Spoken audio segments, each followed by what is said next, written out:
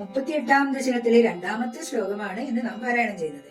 ഇവിടെ ഓരോ വരിയിലും ദ്വിതീയ പ്രാസം നിങ്ങൾക്ക് ദർശിക്കാനായിട്ട് കഴിയും.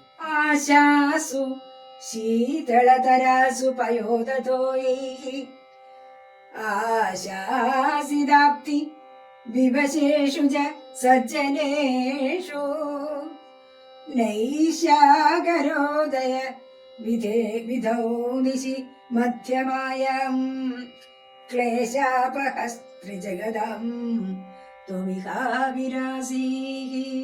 ദിക്കുകളെല്ലാം മേഘജലങ്ങൾ കൊണ്ട് അധികം തണുപ്പുള്ളവയായി. അതായത് മഴ പെയ്യാറാവുമ്പോൾ നമുക്കറിയാം മേഘങ്ങള് ജലം നിറഞ്ഞു നിൽക്കുന്ന സമയം, അപ്പൊ നല്ല തണുപ്പുണ്ടാവും. അതുപോലെ തന്നെ സജ്ജനങ്ങള് അവർ ആഗ്രഹിച്ചത് സാധിച്ചതുകൊണ്ട്, അവരാഗ്രഹിച്ചത് എന്താ?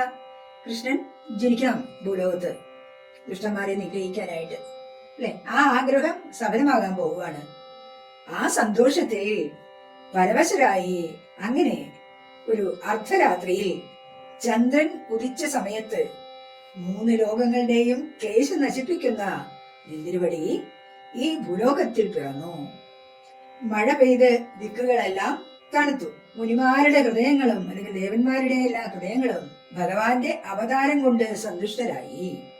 അങ്ങനെ ഭഗവാൻ കൃഷ്ണരൂപിയായി അവതരിച്ചു.